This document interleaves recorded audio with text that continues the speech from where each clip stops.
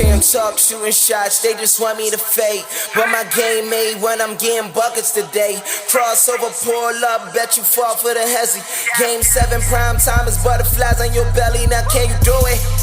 Folding under the pressure, boy, can you do it? If you going, show 'em who better. Don't let the game slip and don't get caught in the lights. Crown me, yeah, Jordan taking off on the Baby, flight. give me all the rings right now. We the champions. We the champions. I do my thing right now and it can't be done. They said it can't be done. Give me all the rings right now. We the champions. We the champions. I do my thing right now.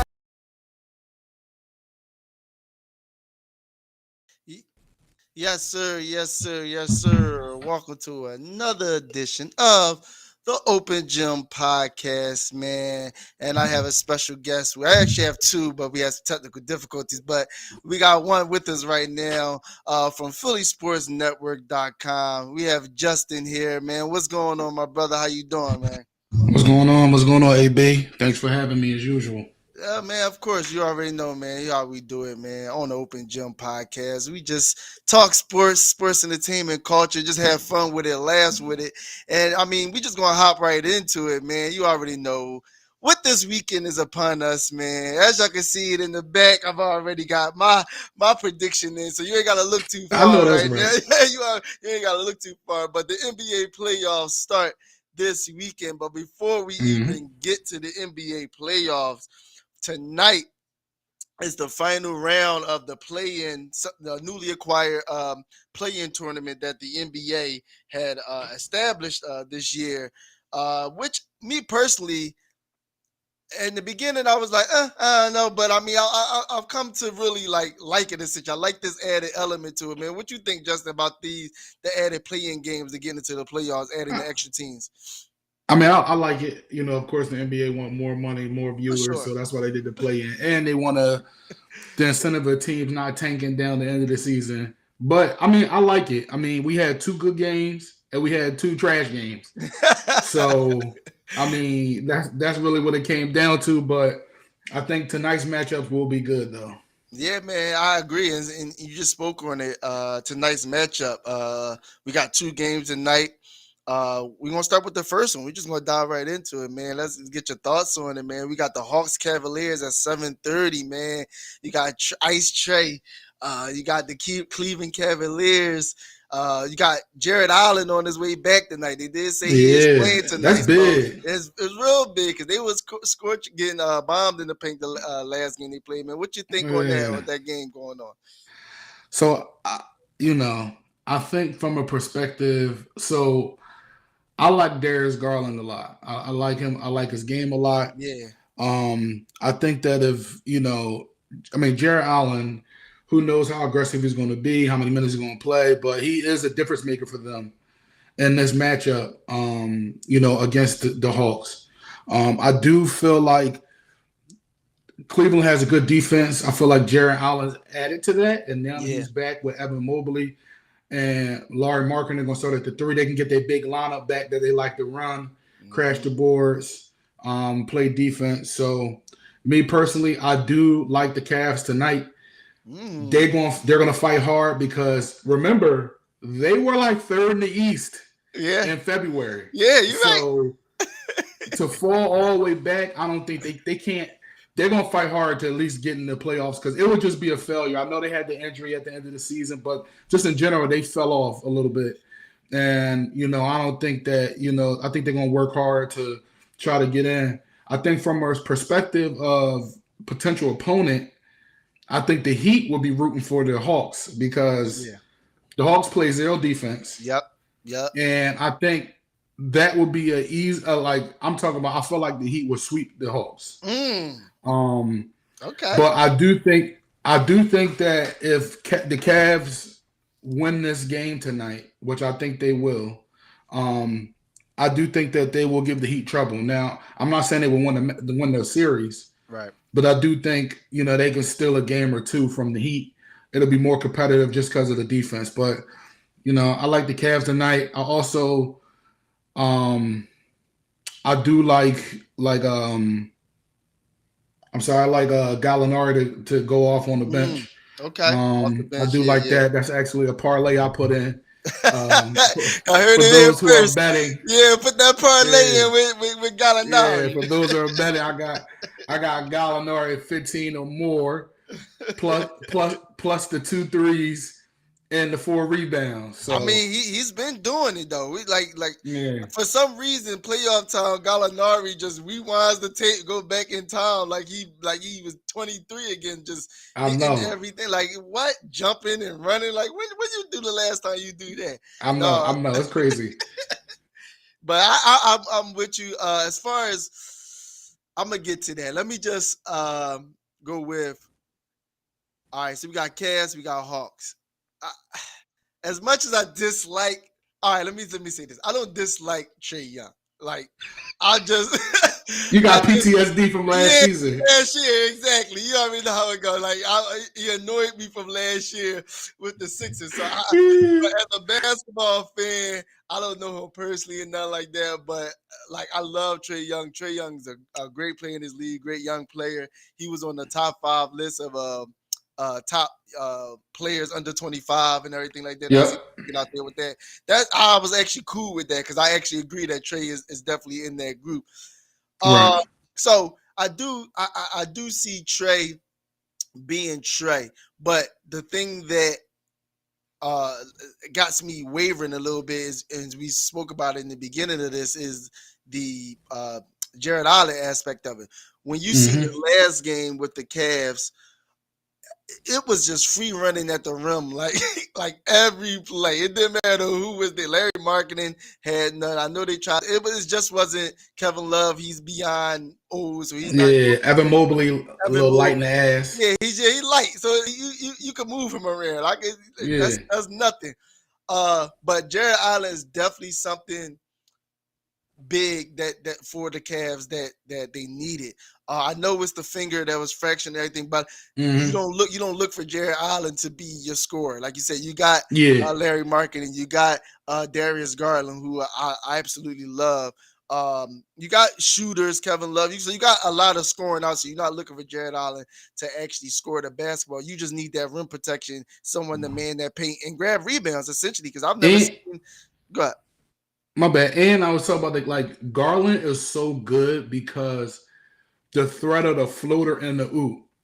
When it was just Mobley, they were playing them so tough that oop really wasn't there. They normally have Mobley kind of on the wing a little bit, or more so closer to the corner, or he might be high post while Jared Allen low post. And when they do the pick and roll, he could do the drop off or he could do the oop. And that's made him so much more dangerous. And I do think that's a big difference for a team who doesn't really guard that well. I definitely think that could be a difference. The one thing about Jared Allen is, like you said, he's not a scorer. You don't need him to get the ball in the post and do some moves. All you need him to do is to catch some oops, get some putbacks. Exactly. And it's crazy. It's kind of funny though if you look at the two teams, they kind of mirror each other if you look at them for real. Like you have the point guard that literally initiates the offense every day, every trip down the court, every trip he initiates. So they going through that pick and roll. You got Clint Capella and Trey Young, Darius Garland, and now Jared Allen coming back. But I do believe that.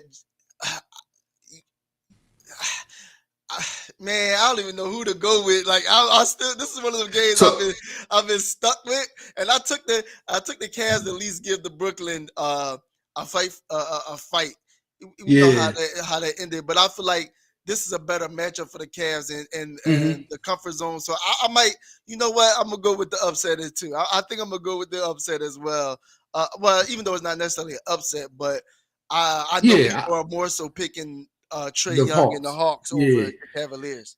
And also, I look at down the stretch in the fourth quarter, if it's even that close. But if it's a close game, I wonder how JB Bickerstaff. I wonder who he plays late in the fourth quarter, because last game against the Nets, he had Rondo in there. I was about to bring it up. Yeah, and you go do you go Rondo, Garland, Markkanen, Mobley, and Allen? Like I just don't think that's enough shooting for Darius Garland, but I guess it don't even matter because they've been playing Isaac Okoro anyway. He's not a good shooter. Or like Karis LeVert. Like we talked about Karis LeVert. No, first of all, Karis LeVert is a known Sixers killer, but he been killing my parlays. Listen, I put him on there for like 12 points, 13 points. He won't even get that. And then the next game he get 26. He be killing me. But it's like they do have enough scoring punch.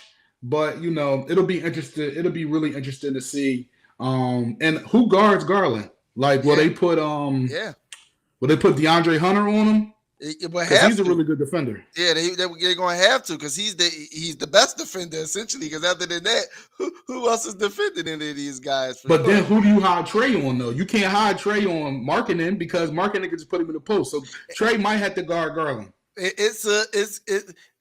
might have to match up, and you know what? I would absolutely love that if you talk about them guys, because we all know that's one thing that you have to do with Trae Young for him to not be at his best. You got to have him work on both sides of the floor. You can't have him hiding, and that was our like you said last year. PTSD, just looking at the team every second, looking at Trae Young on Ben Simmons in the quarter. I'm like, yo, are y'all kidding me right now? Like, if y'all don't get that, but there's no way you can hide him because first of all, the Cavs play 7-footers, 3 of them. 3 of them. Like, 3 7-footers all the time. Then you got Darius Garland. They just too big and too long. They might. You know what? I think you talked me into it, man. That Cavs, they got a real. Who's home? The Cavs. And the Cavs are home. The Cavs are home. Yeah. You talked me into it. Yeah, I'm gonna go with the upset. Let me. Y'all hear that? Put them plays in. I'm going for it. Yeah, put them plays in right now. I need all that. But yeah. So what score you got going into that if you have one with the winner? I feel like it's gonna be. I feel like it's gonna be like 110 to 105, something like that. High scoring, yeah. I got high scoring. That's how I feel. That's how I feel. I mean, it's hard. Like, it's hard not to score points in the NBA for real. Like, you really gotta not be trying to not score points in the NBA. Or Ben Simmons, but go ahead. Yeah. So yeah, but yeah, that's how I'm feeling about tonight. How you feeling about the second matchup? Yeah, Pelican. I mean, we just heard as well. First of all, I'm not a conspiracy theorist, but come on, we've been playing all year now. All of a sudden, Paul George ain't played all year, been on the bench all year almost. Now he got COVID.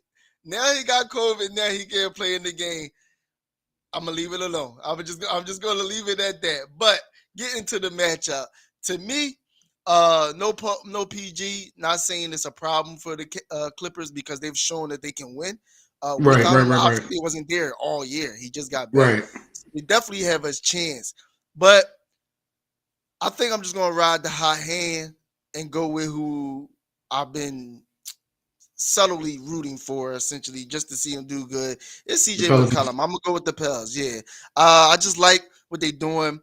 I like Willie Green, even though as a player with us with the Sixers, he wasn't crazy, but I just like Willie Green as a person. No, I like Willie Green too. Yeah, like, you know what I mean. So I dig Willie Green, and you can't, it's another black young coach as well in the NBA. So that's definitely. Even though Ty Lue's on the other side, but it's just a feel-good story for me. That's my feel-good story. I like the Pelicans.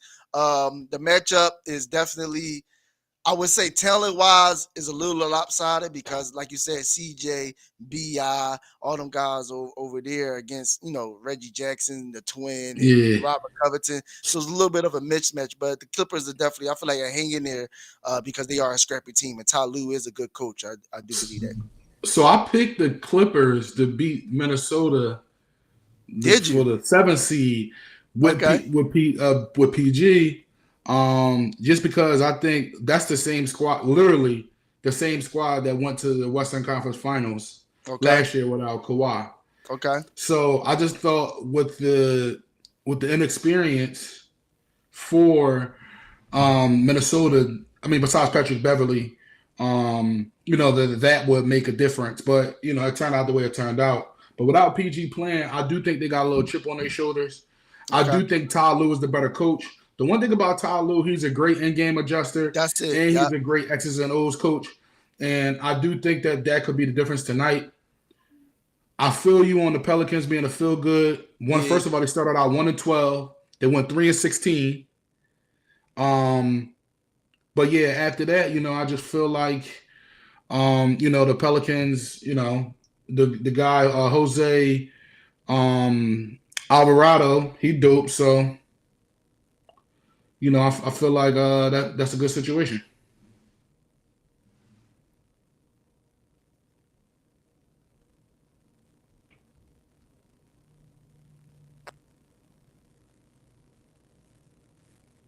Looks like we may be having some technical difficulties.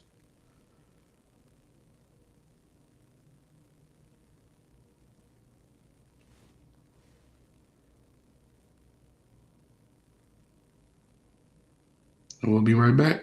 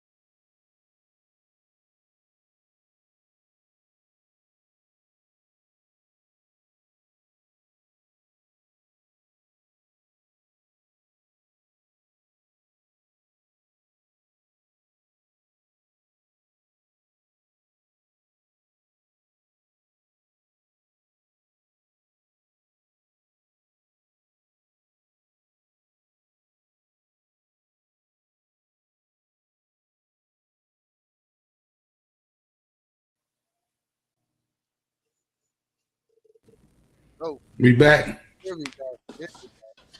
I don't know. Okay, I guess. A little commercial break. A little commercial break. One not scripted, everyone, but it's one. Let me make sure the stream is good, though.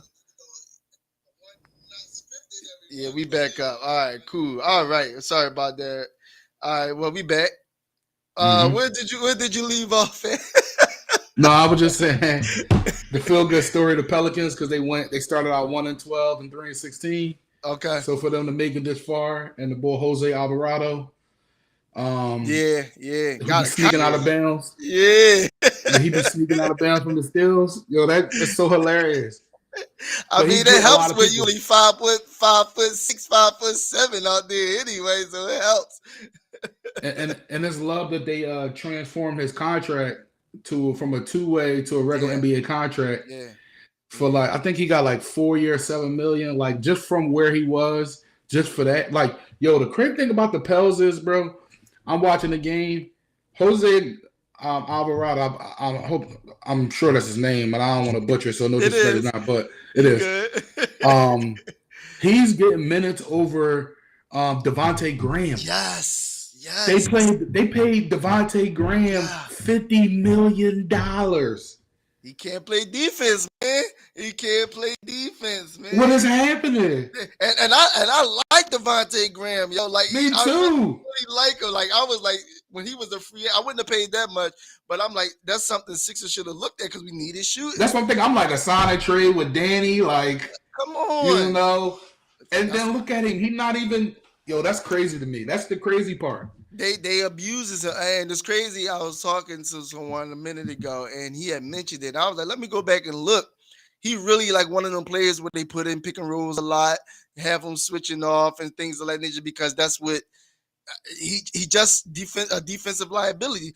So you getting defense from Jose and the occasional three because then he obviously he's not as great of a shooter as Devontae, but he can shoot the three. But then I mean, look at it, he's just an energy, a spark plug. He controls the offense. He gets Right. it the sets and everything like that. So it's like I can see why they did it, but like you said, it still was a shocker as far as like I just paid this. So what they gonna do about him next year? You already know that's gonna be like who money, who money?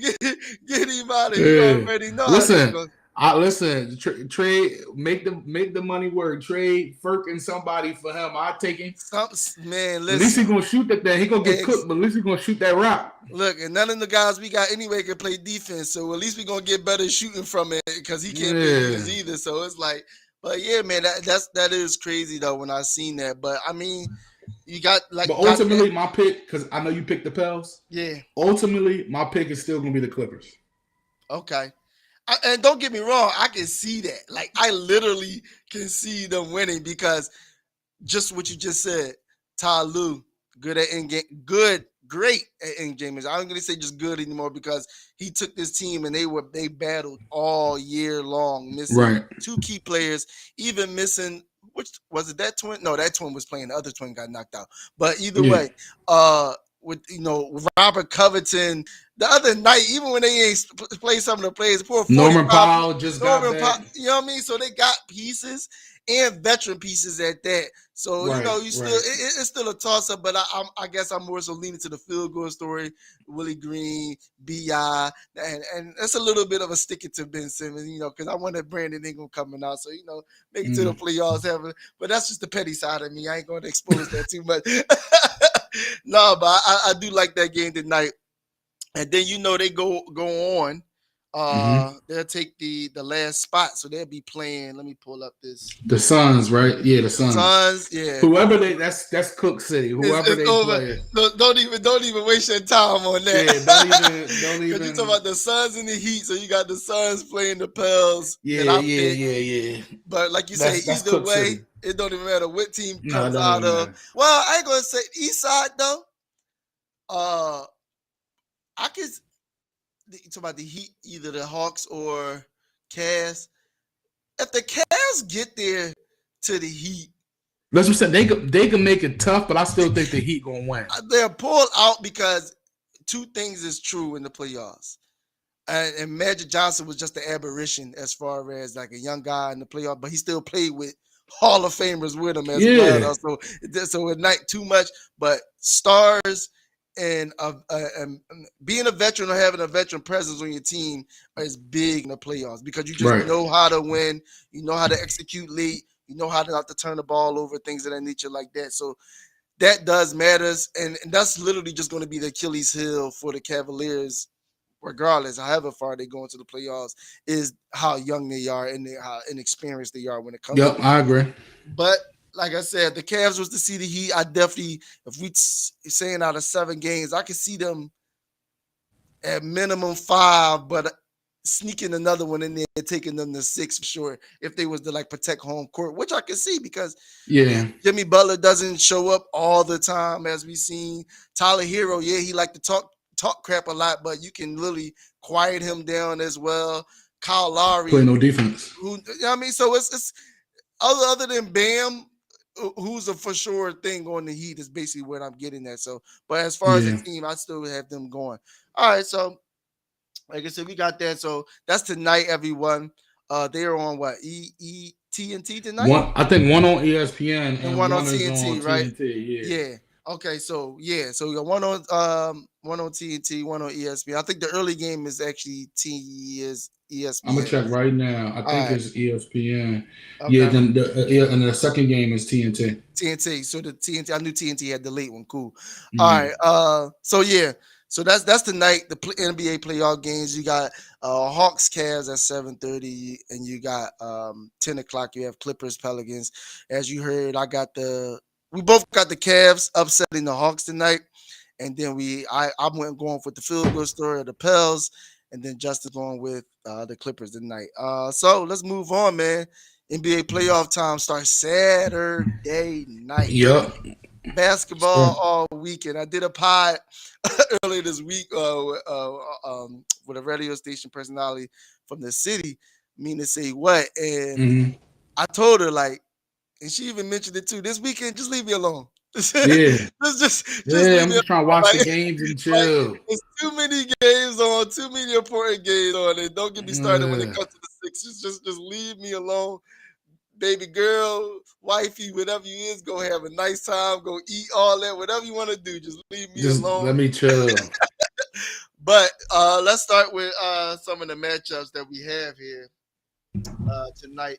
I mean, not tonight, the weekend. We already know the 1-8 games really ain't gonna matter for sure. Whoever comes out of that. All right, so we want to start East or we want to start West? We can start East. We gonna start East. You sure? All right, we can start West. All right, we're gonna go West. You see, you gotta use your mind. I got you. We're gonna start West. So all right, so oh shoot, that's the wrong one. Pulled up the wrong bracket. Excuse me, everybody. So I know for sure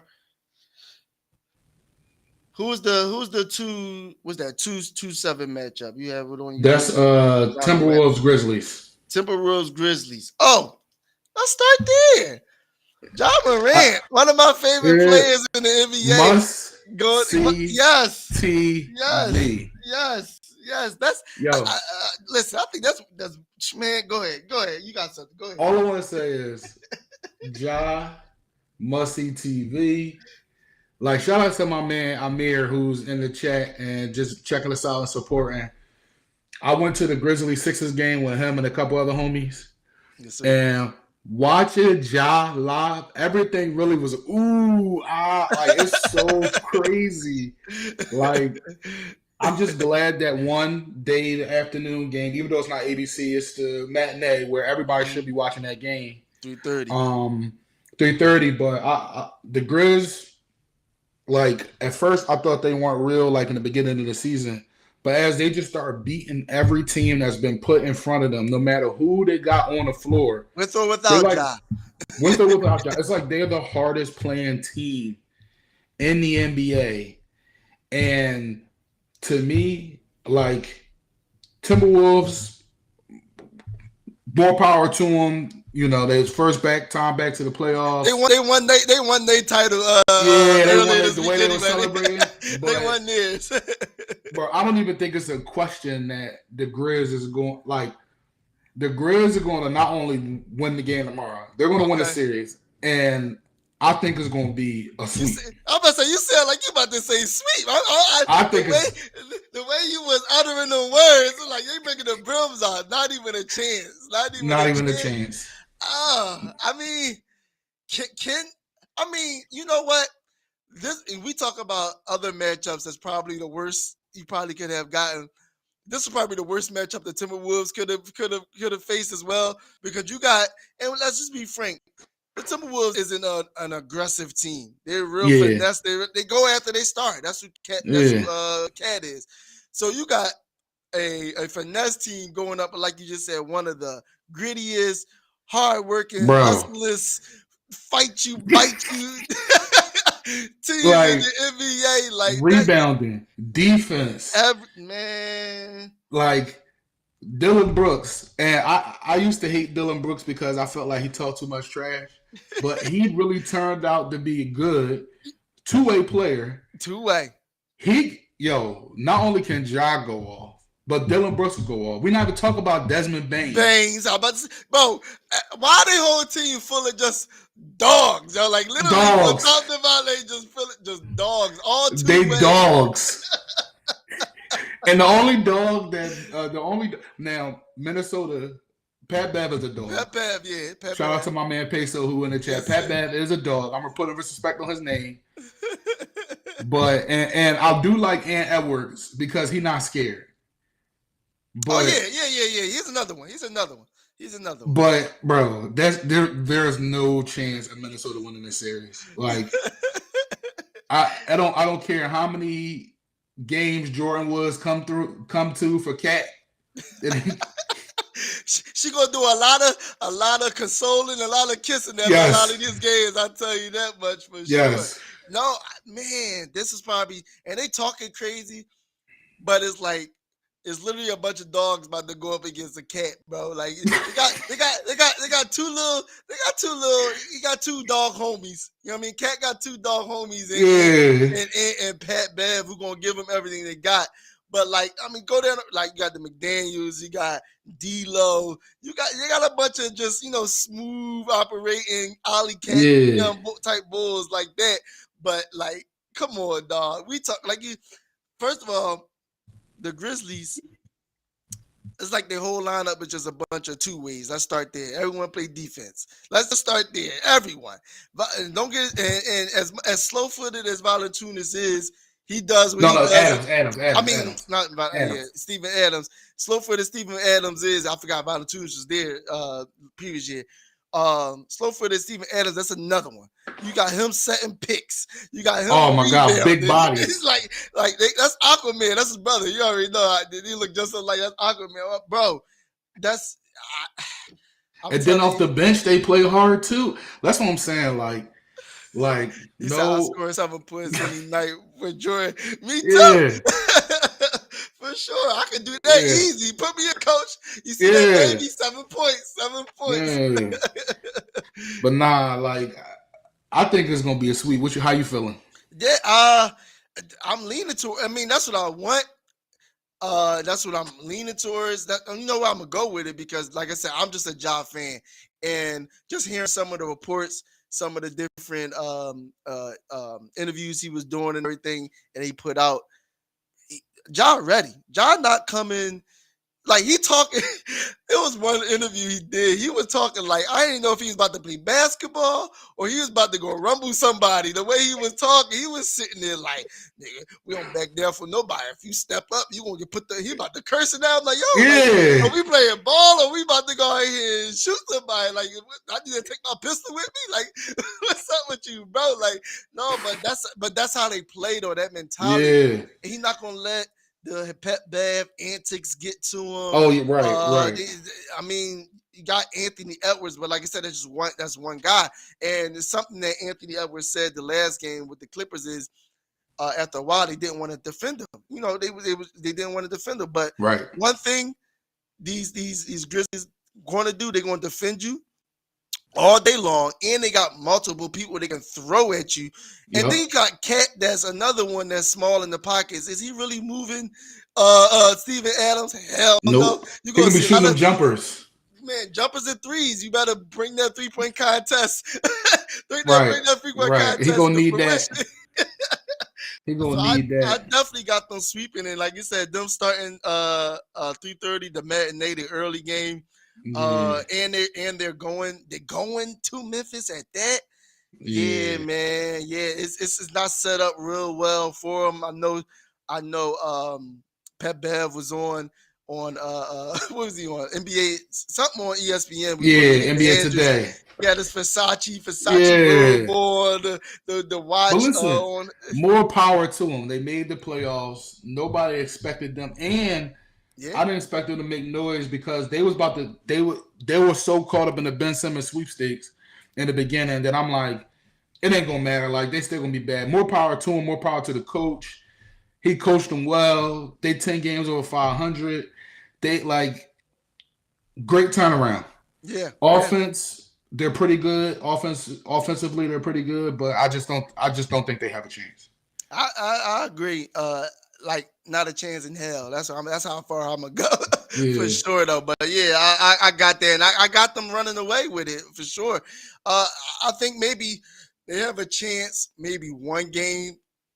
Might like that first home game. Yeah, that one the energy. Like, you just beat them twice. You go into it like we got this, we about to do the same thing, some adjustments, that home crowd, maybe some role players start hitting threes. You know how home games is. Yeah. So they got a chance to make me sneak one, but I'm with you, man. I don't like to agree all the time with everything someone says, but like when you look at this matchup, this is probably the worst matchup you possibly could do. Then we're gonna keep on going. We're gonna stay on the west side, the 8:30 game. We got Oh, we got 3 West Coast games and 1 Yeah. East Coast game this week. That's crazy. All right, so we Mm. actually is one before the Grizzlies. We got the Jazz Mavericks. This game 1 at 1:00. Jazz Mavericks, man. What's your thoughts on that going into that game? Luka, man. Oh Luka being hurt. yeah. Luka being hurt. See, but that's why you don't play your stars the At last the game. end of the season. Thank you. And I was so worried about Embiid and Harden at the end of the season, and we're gonna get there, but like playing all the games, not sitting, but like Luka playing that game, and of course he didn't want to get hurt. Nobody wants to get hurt. That was Correct, a freak accident. Correct. But like we all know, the calf is not something to play with. At all. At all. The calf and the Achilles situation, that's not something to play with. That's something you literally have to sit and let rest. You can't even. Yeah, so like with him being out for game 1, then him being out, they say he'd probably be out for game 2. I think that really makes it tough. I feel like that really makes it tough. I feel like Porzingis wasn't a star, but I just feel like, they really gonna have to rely on that defense, and they're gonna have to rely on the zone. Mm-hmm. And I think the only way to stay in the series early is to play small. Try to run Rudy Gobert off the floor. Yeah. And maybe you do Dorian Finney-Smith, Reggie Bullock, Jalen Brunson, Spencer Dinwiddie, and Maxi Kleber. And Maxi Kleber playing the 5, and he really 6'8", but he out there in the corner shooting them threes. And you kind of got Rudy Gobert. Like, I think that's the only matchup in playing the zone. And so I think that's the only way they can kind of stay in there until Luka gets better. Maybe come back game 3 or 4. But because of Luka's injury, I got the Jazz because they may not be able to climb out of a hole. Because not having their best player and peripheral all NBA caliber player who can literally change the game. So, like I said, another one on that top player under 25 list as well. Luka Doncic, he was number 1. That's a big blow. I know they're gonna try to get him back and they said it was a significant calf strain at that. So it's like how effective he's going to be going into any of these games he played this offseason is going to be difficult for sure. That's definitely a big blow. I still believe they have a chance more than what people think because I'm not the biggest believer in the Utah Jazz. Right. Love Donovan Mitchell. But after that, they're sort of kind of obviously up until now, they sort of kind of like built like we were. One special person who's athletic and do all these things like that, but then just a bunch of just shooters, not real. They can't play defense other than Rudy Gobert at the rim. So you did make a good point where it's like they definitely gonna have to try and play small ball.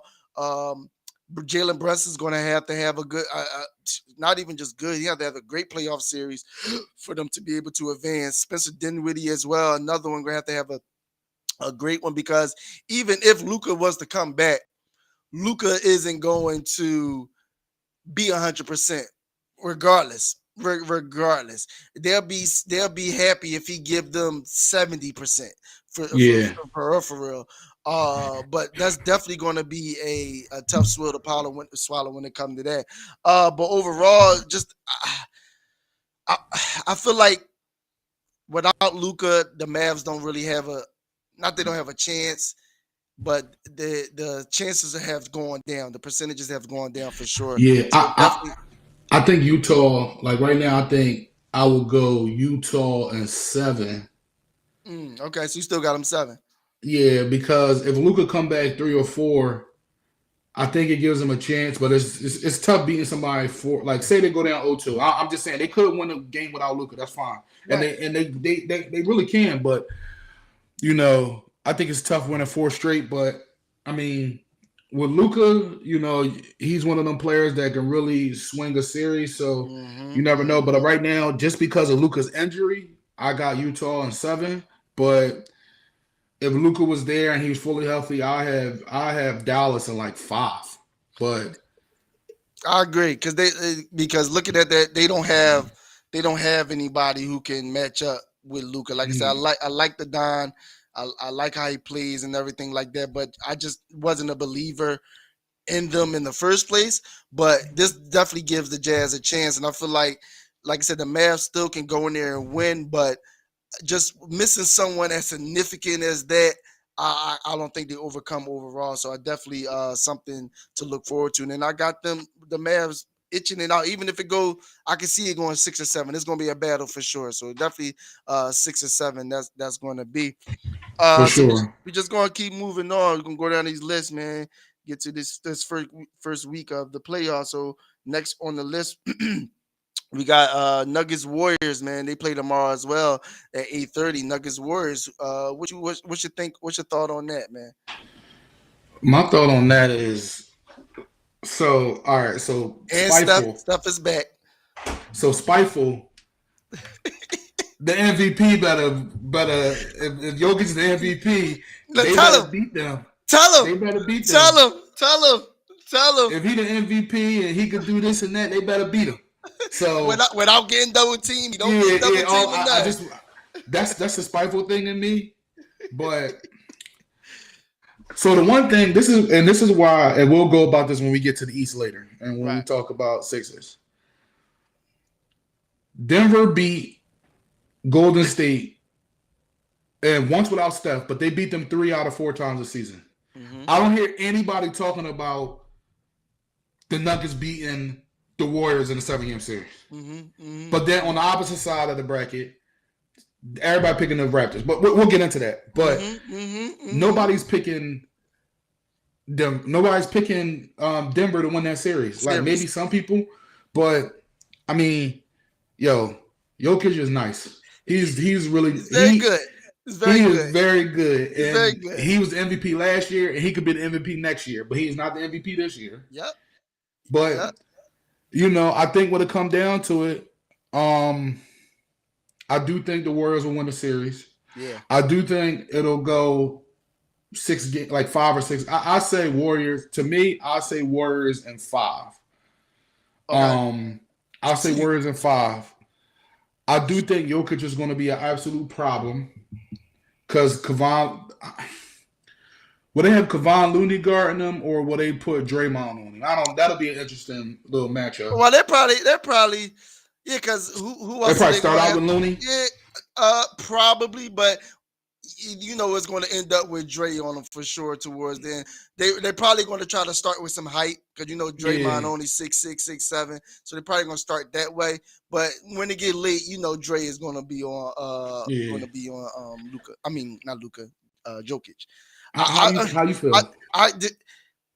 Shoot, it could be the petty side of me or not, but I can see those sweeping them though, and it might be more petty. It might be more petty on my side, but maybe that's more of a want. Let's say that I want the Warriors to sweep the Nuggets, but I agree with everything that you say when it comes to just the matchup.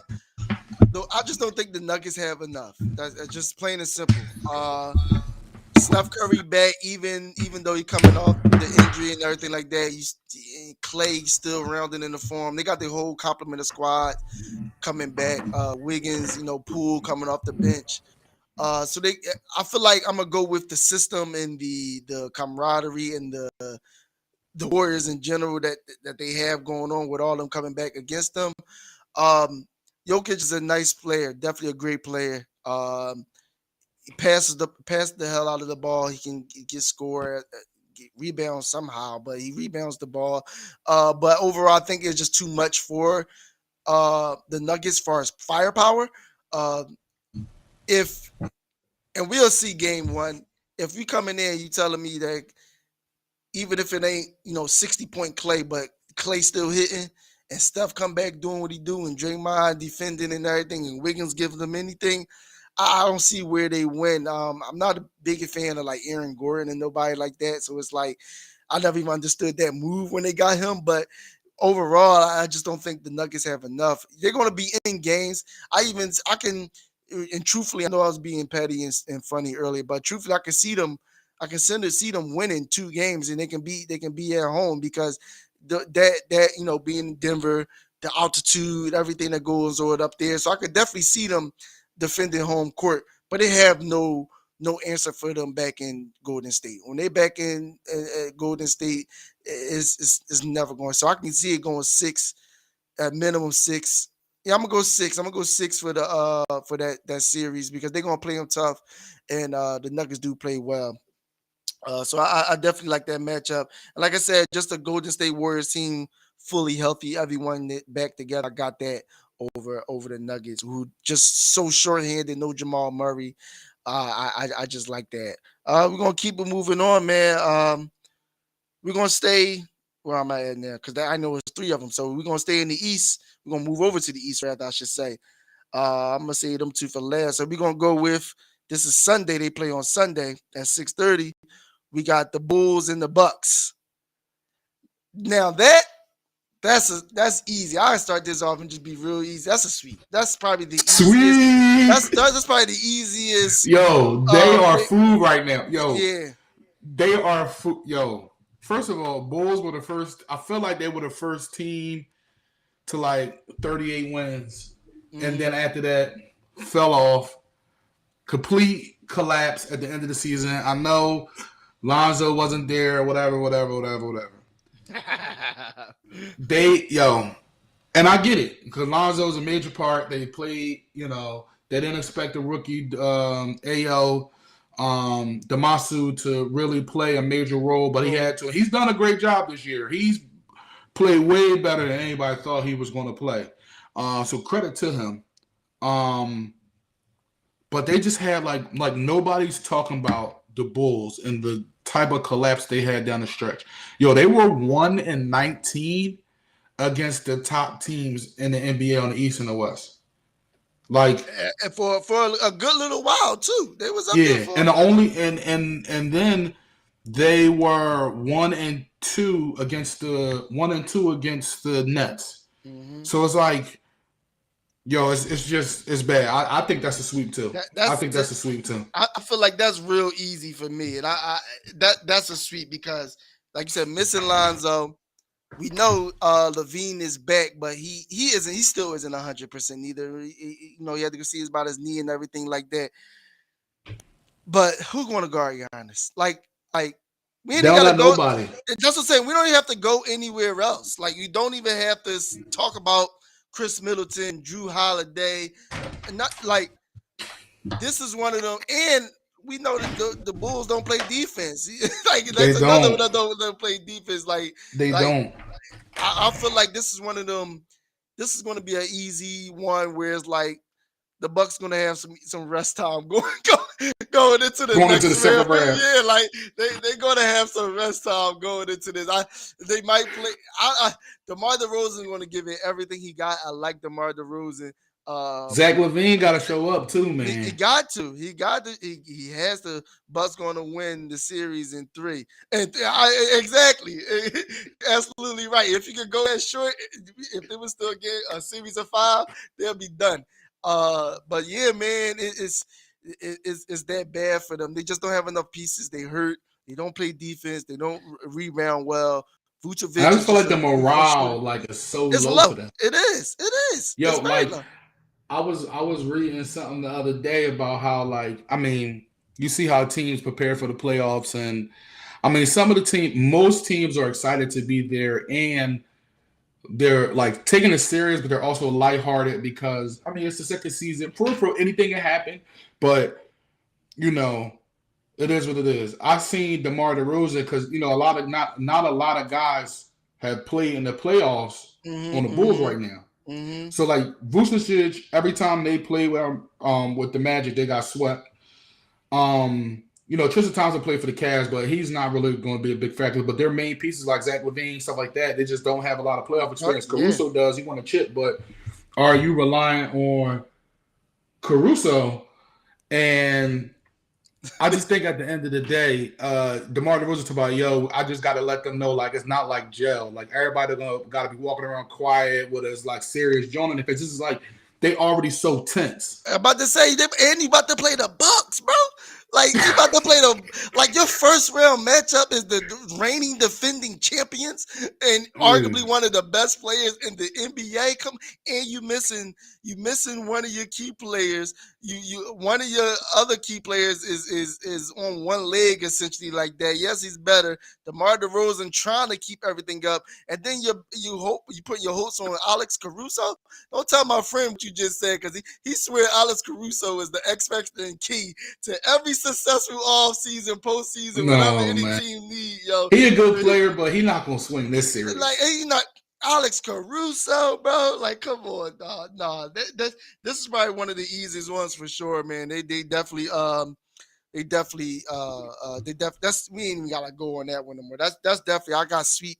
And I'm talking about not even close. I'm talking about they beating them by double digits every night. I got for sure 10 to 15 points a night. I really, bro, they've been beating them by 30. I'm being generous. I know how much they've been cooking them. Like, trust me, I know I'm being generous. But yeah, that's by 30. That's not gonna be a good sight for it. All signs lead bad for the Bulls. We're gonna move on. To one of the games of the weekend as well on Facebook. I see you, Emilio. You wanted to talk about him, so here he is, man. I don't know how you became a Brooklyn Nets fan when you was a Knicks fan all these years, but we're gonna keep it going, though. So you got the Nets Celtics on Sunday at 3:30 p.m. So woo!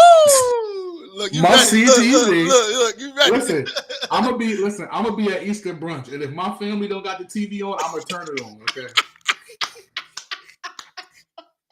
If they don't have the TV on, I'm gonna turn it on. Okay. Where's Justin in the other room? Yes, I am over here with my plate, watching the game, because the joint is gonna be like you talk about one of the best. So first of all, this would probably normally, in the normal situation, this would be like a second round matchup or a conference final. Mm-hmm. So then you get in the first round, and you get we could talk about the ins and outs of Kyrie and the Nets and blah blah blah and whatever. But Kyrie is very fresh because he only played 20 games, and the Nets don't play defense. Boston does. Tatum is good. Like, it's really like every game has the potential to go either way. Right. Without Robert Williams, that's going to be tough for their defense. But then there's rumors of Ben coming back game 4, 5, or 6, if whatever. So it's just like, to me, that's tough. It's tough. It's tough to pick, man. Because. Good. I'm not taking away. The Celtics are good. Yeah. And they have, since January 1, they've been the best defense in the NBA. And they just blowing teams out. Just blowing them out. Yep. The Nets don't play defense, but they have Kevin Durant and Kyrie Irving. Yep. So it's like the two best scorers in the NBA. Yep. And KD, best scorer of all time, probably. Yeah, so effortless. Like, come on. So, I don't know. Before I get my pick, what's your thoughts? How you feel? Yeah, that's another team that I see similarities in as well. You got two scorers, KD, Kyrie, Jason Brown. Then you got that utility guy, that defensive guy. You got Bruce Brown and Marcus Smart as well. To me, just looking at those, they similarities, but like you say, you will probably just on paper give the edge to the net. I mean, the Nets, because of the KD and Kyrie factor, and literally them being able to score at will, essentially, like that. But I think, me personally, I feel like this game is going to be more scoring than what you think, because the simple fact the Nets can't play defense. I feel like Jason and Jason and Jalen are going to go off as well. It's going to come to who can get stops essentially like that. And like you said, the Celtics have one of the best defenses in the league. And I'm not sure did they say Robert Williams would be able to play or not. I know they was trying to get him ready for that. I mean, now they talking about Wolves talking about he probably gonna be back. So it's like, what's going on? That's what I'm saying. I knew I seen something when it came to that. So definitely just seeing that aspect of it, man. They have so many similarities. It's just all about who can get stopped. And I would say this: the X factor is 2 X factors for both of these teams, and we all know who it is. Obviously, for the Nets, we already know it's going to be Seth Curry. If Seth Curry can actually come and put up, because believe it or not, the last couple games he hasn't really been doing much, and obviously that's because of KD and Kyrie taking 20 plus shots a game between the two. So you talk about 40 to 50 shots between 2 players. It ain't too many other shots left over for everyone else, essentially like that. And then on the other side, Marcus Smart. We know he's a defender, but can he hit those threes? And actually underrated. I forgot they actually got him. What's the guy with the fro on the Celtics that they got from the Spurs that the Spurs traded? Derek White. He's a good two-way guy. Yes, that's what I'm saying. So that combat, like you said, that's what the similarities come in there. You got the 2 stars, Bruce Brown, Marcus Smart, and you got Seth Curry and Derek White. And then after that, it's like it don't even really matter after that, essentially like that, because I know you got Drummond there, you got Al Horford, and maybe Williams play. If Williams play, I'm gonna give a slight edge to Boston, and I'm gonna go into my pick. But this isn't contingent on Williams, but Williams will confirm it more for me. But it's going to go 7. It's going to go 7,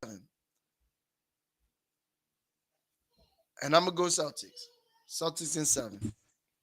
Yo, and not like a going away 7. I'm talking about foot on the line type, missed call type, win game 7 types. Because they would have home court, so I'm gonna go with the home team. So I feel you, but I think I'm gonna go Celtics. I'm gonna go Celtics too. I'm gonna go Celtics too, and I'm gonna go Celtics in 6. And here's my reason. Okay. My reason is Nets are good. KD's gonna win them a game by himself. That's it. KD and Kyrie gonna keep him in every game. I just think that they have nobody. Kevin Durant is gonna have to be he's never really been counted on to be the best defensive and offensive player in a series for the team. He's going to have to be a rim protector. He's going to have to guard Tatum or Brown. He's going to have to expend a lot of energy. And I do think that at the end of the day, the depth is better with the Celtics. Okay. And I think that the defense is going to make a difference. I think when you look back and you look at the last game they played the Cavs literally didn't have a lot of people. They were playing horrible, and they could have won that game. They made it close at the end. And I think that just in the end, Jason Tatum is an all-NBA first team, second team type of guy. And I think that they got to stop one of them, Brown or Tatum. And I just think it's going to be a little harder. Also, I think rebound is going to be big.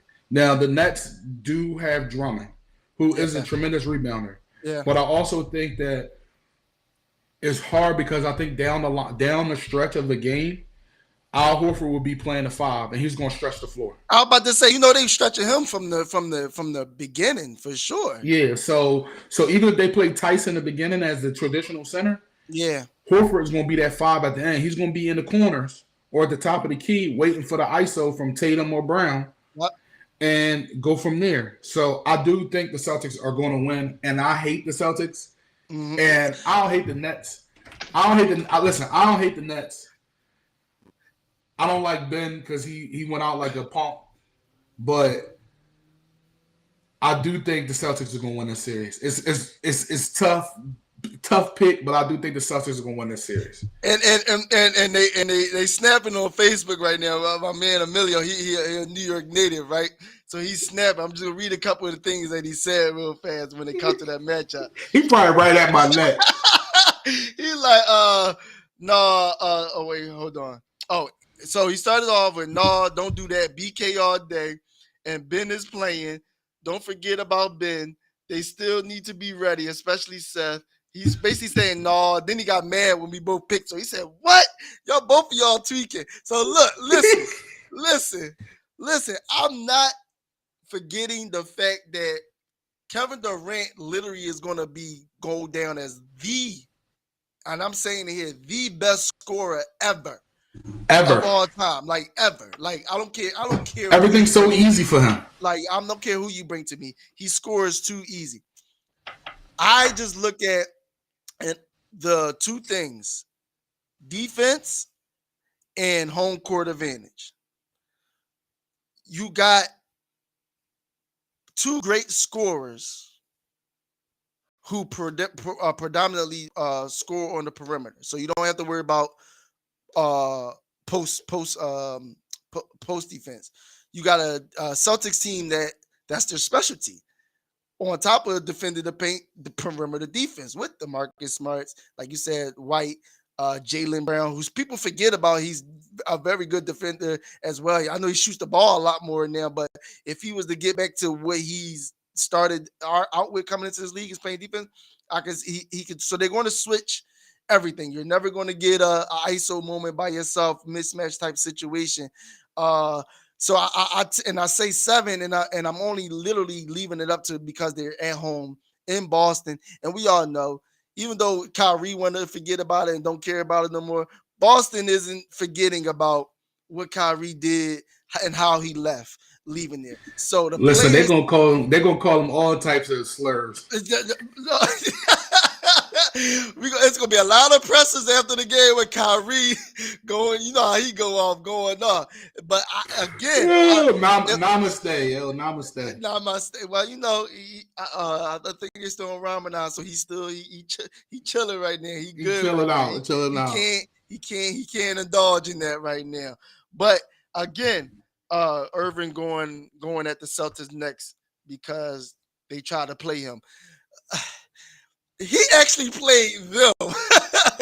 Kyrie Irving said, "I'll be back next year," and literally that summer he left. He said, "I want y'all to have me back long term," and then he routed.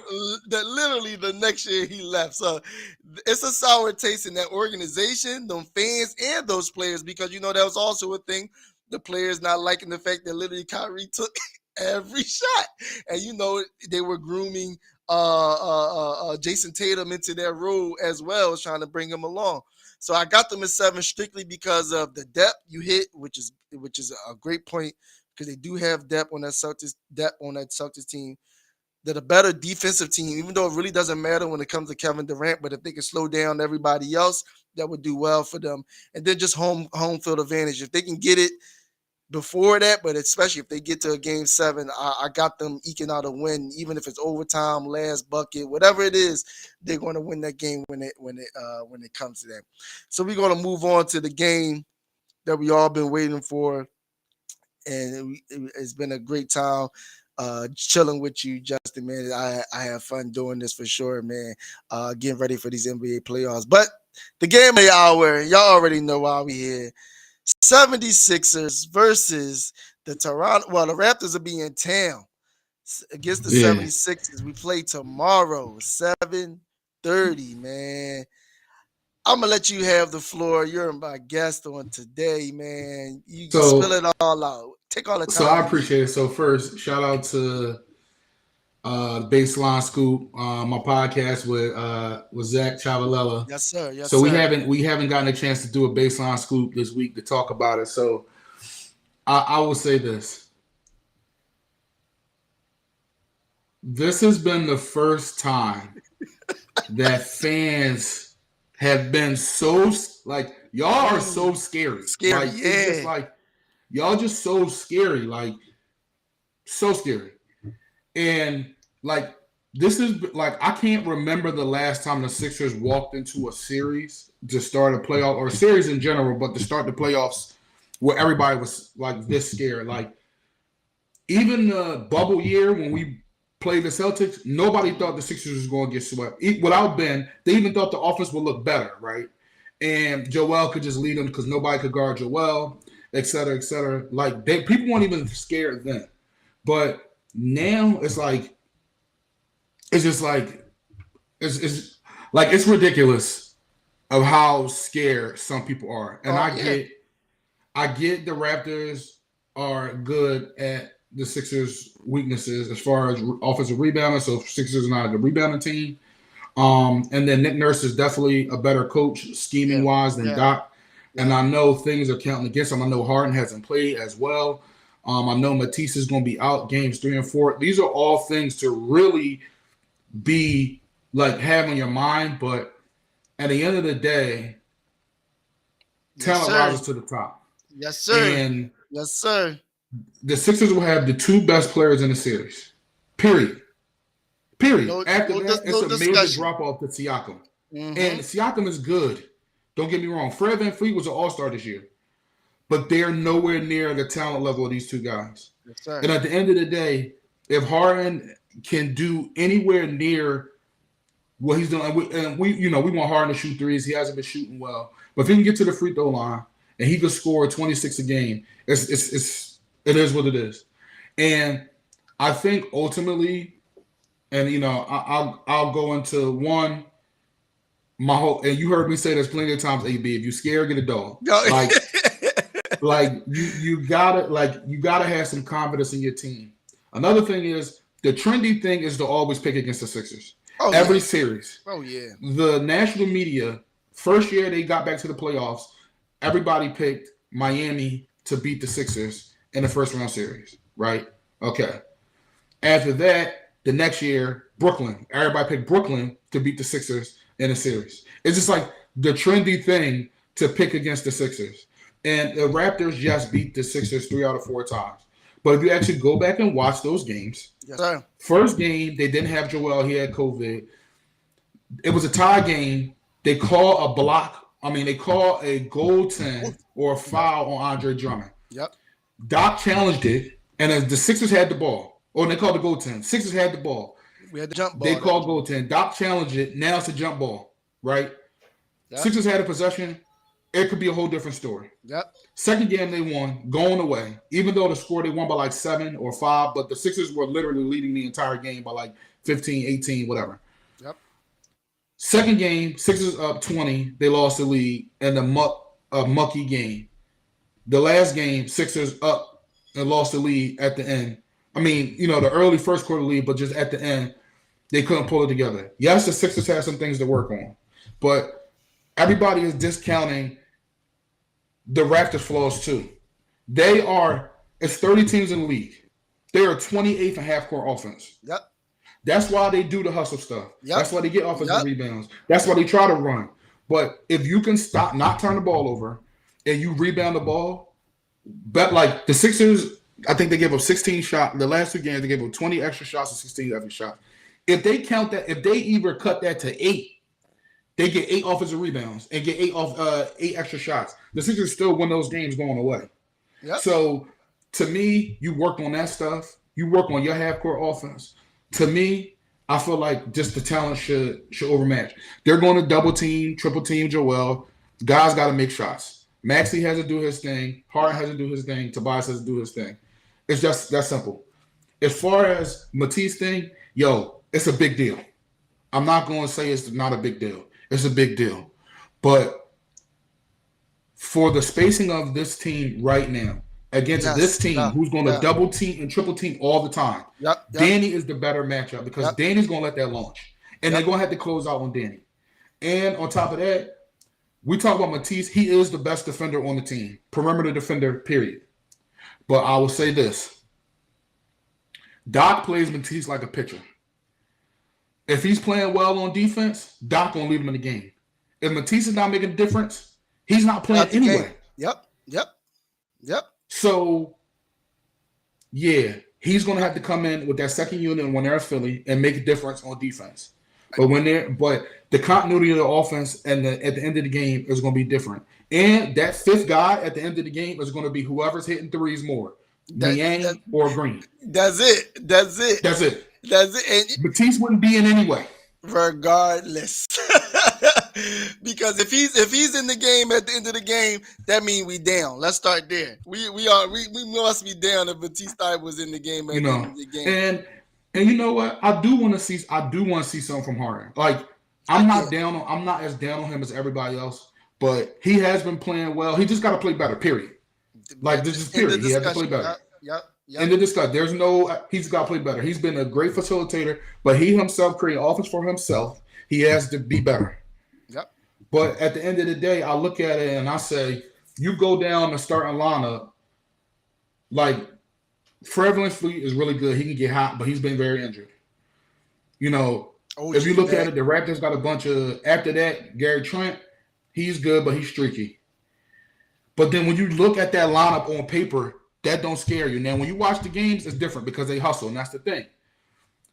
The Sixers got to play with some urgency. They got to play with some hustle. They got to get some loose balls. That's it. But if they do that, and I'm not even saying every single – like you should go out every – I mean, I'm not in the NBA, and I'm not in the NBA playoffs. I don't know what the energy is like to go after everything every play. So I'm not even going to sit here and say, like, you got to go after every ball. But if you give an effort – more times than not, it's going to make the complete difference in the game. And that's all it is when it comes to this team. Like you hit the nail on the head. You don't even have to go X's and O's too much when it comes to this team. Just match their energy and effort. Period. Because even in all those games, even especially the last two, no, not the last one in general, we didn't even shoot well in that game, and it still came down. We started off hot. But after that, we could, other than Danny Green, no one can shoot the ball. Then you're not going to have Precious Achiuwa making 6-3. He was 6 or 7 from 3. 6 or 7 from 3. Precious Achiuwa, and Scotty Barnes is very confident hitting 3. And again, I'm not taking away from those guys. None of that. They are a scrappy group of guys. Scotty Barnes is he's way better than I thought he was going to be in the NBA. Yep. Way better. And I would love Scotty Barnes in the Sixers. Yep. I would love him on the Sixers. Absolutely.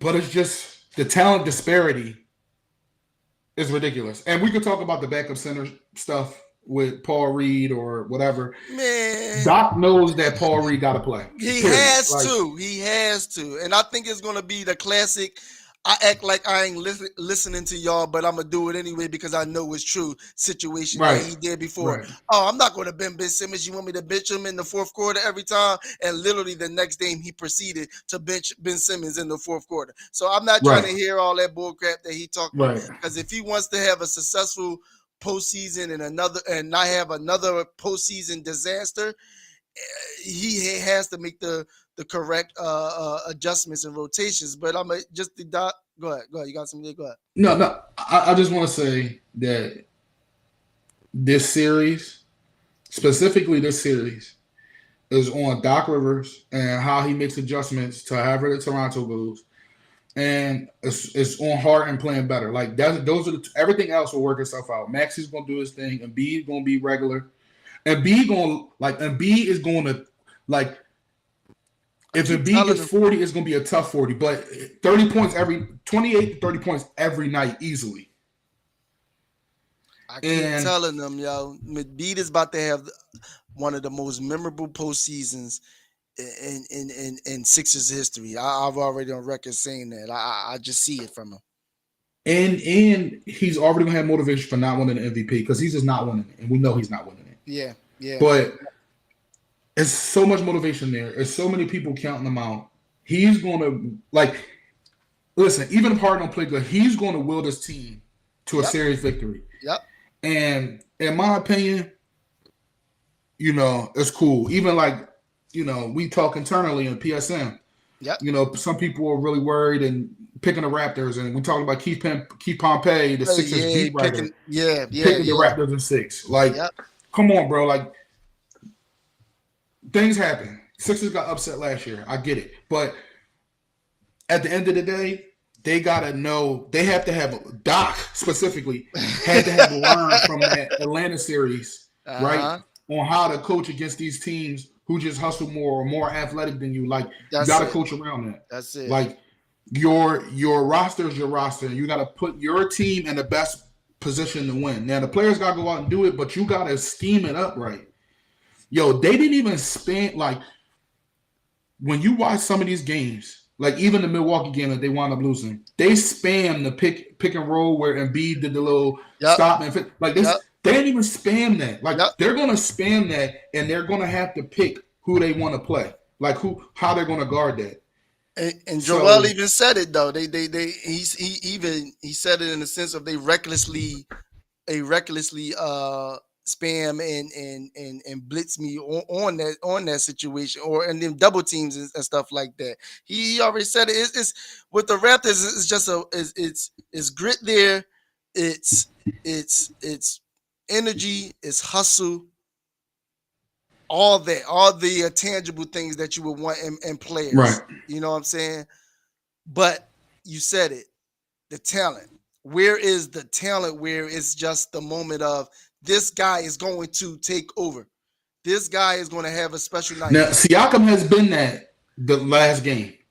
In the last third of the season. I'm not going to take it away. Siakam has been really good.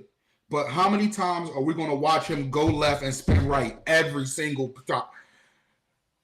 What are we doing? And Siakam, he missed most of the season too. Another one with fresh legs, so I expect him at the last quarter of the goddamn season to be good. Yeah, to be good.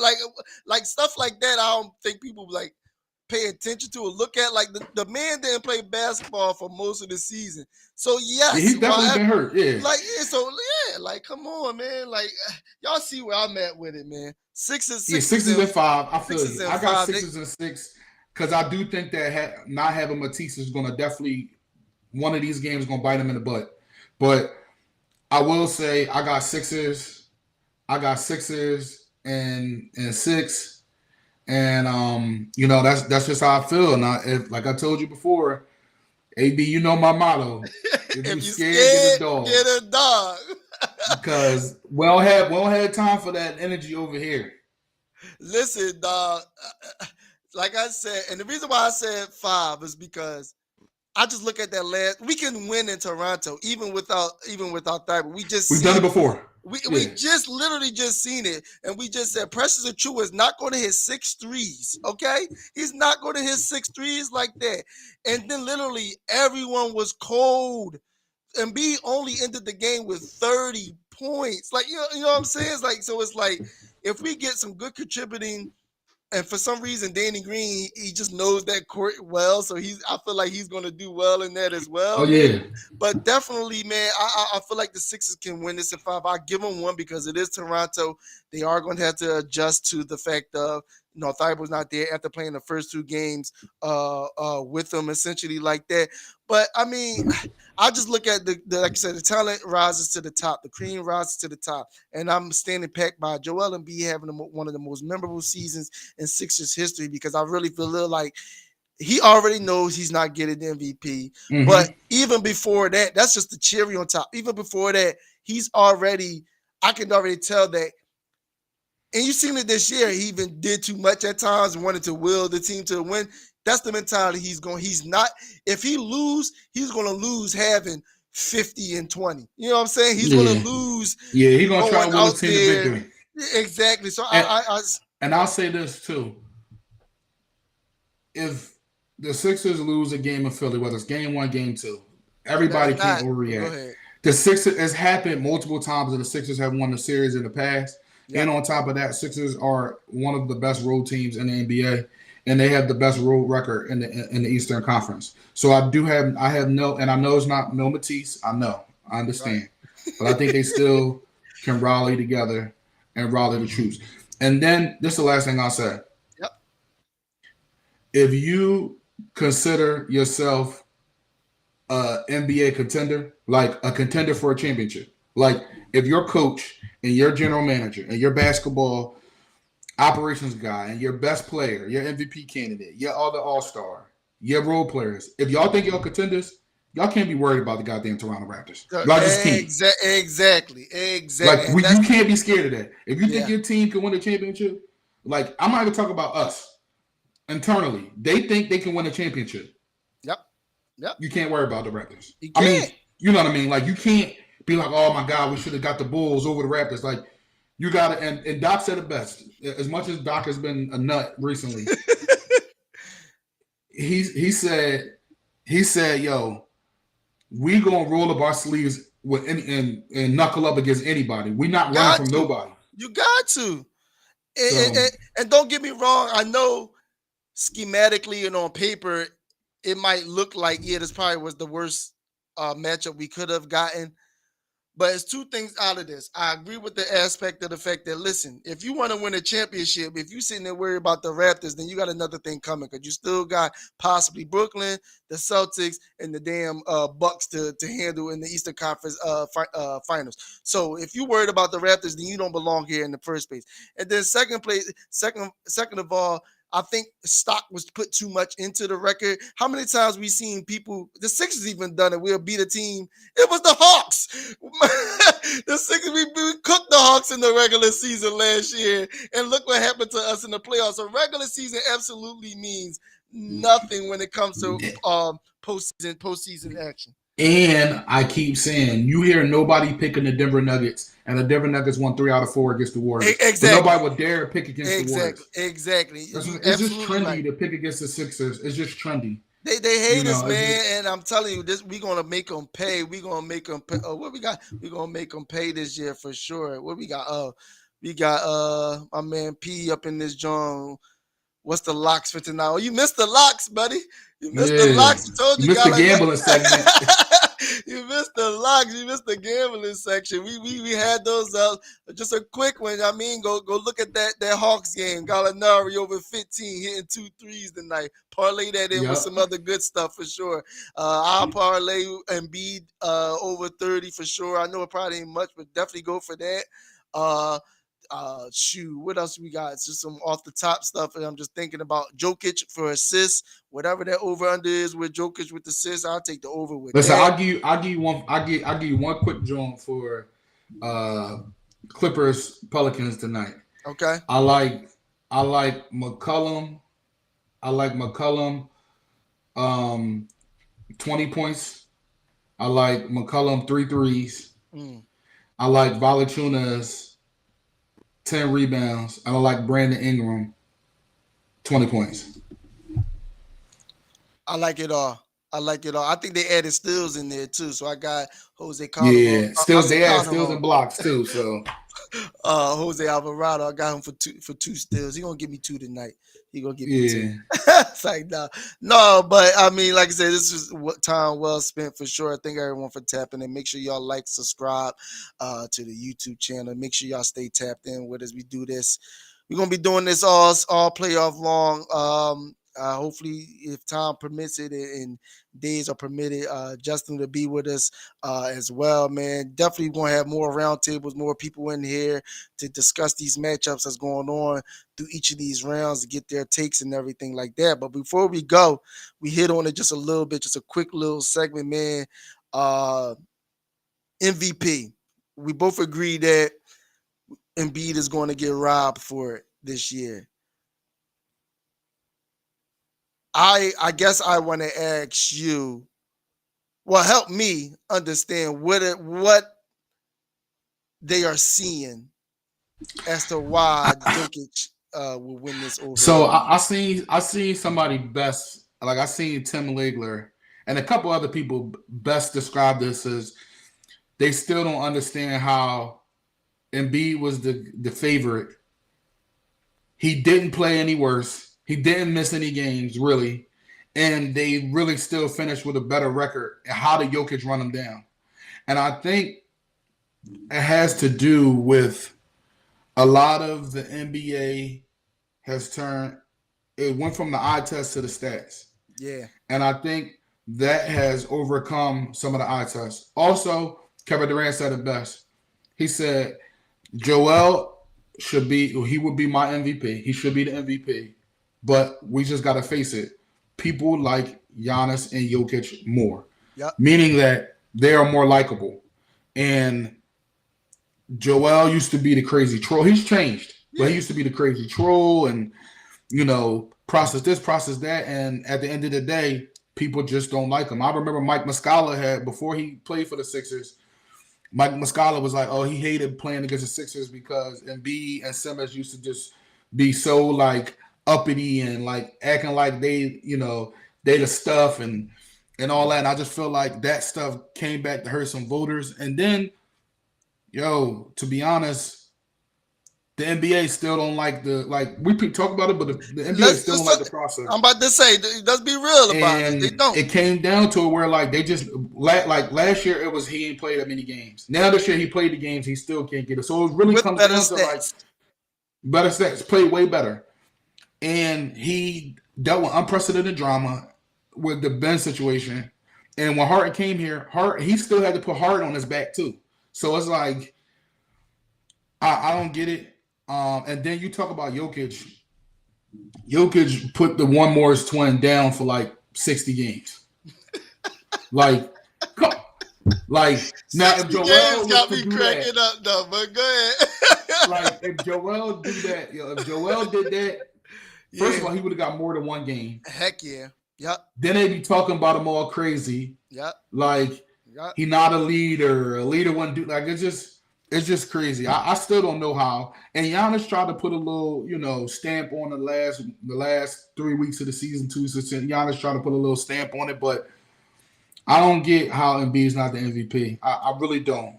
And I look at I listened to the Rice to Ricky Sanchez podcast, Sixers podcast. Yeah. And they really said a funny thing, but it's true. Like, it's just fair. Like, Giannis got it. Jokic got it. It's Embiid's turn. It's just fair.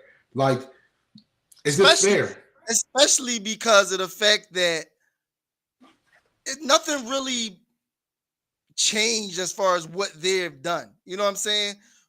Giannis just being Giannis. I mean, and like you said, yeah, you could give it to one person every year if they continue to go on their tier. And go back to your point when you're talking about how it became analytic driven. Shaq said it real good as well on TNT that back in the day, it used to go to the best player on the best team. So if that was the case, that should be Devin Booker and all the extrality. But since we're not doing that, let's really dive into it. Jokic doing the same stuff. Yes, he averages 13 assists, 13 assists a game. Cool. And B has risen not only points. I don't even think it's that much, bro, because he don't average a triple-double. Okay, so he don't average a triple. So it might be like 9 or something like that. It might be. Right. But Embiid has risen his points this year, obviously, because he won the scoring title.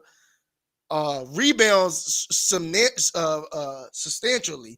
He averages 10 rebounds a freaking game this year. And assists went up about 3 points this year. We averages about 4 assists, 4 to 5 assists a game this year. Yeah, he averages 27 points, 13 rebounds, 13.8 rebounds, and 7.9 assists. So it's the rebounds. I mixed them up. So it's the rebounds is 13. I knew I seen 13. But either way, and then even at that, just look at the game.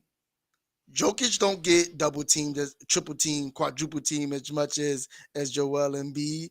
And the thing that made me mad was when they threw that first player ever in NBA history to have 2,000 points, 1,000 rebounds, and 500. If you don't get 500, whatever it was, assists, steals, whatever that was. I'll tell you this. Embiid's going to come back next year. He's going to do the same thing. And instead of averaging 4.2 assists, he's going to average 6. And they still not going to give it to him. Yeah, I'm telling you, it's the process, bro. It's the process. We just got to be real. And Embiid even said it. He used to get on. He did it purposely. And that was actually a good tip. He did it purposely during that time to get on the NBA and the writers' nerves when he came out and said his nickname is the process. We the process is the process. That he did it on purpose because they was making such a big thing about it when every NBA team does it.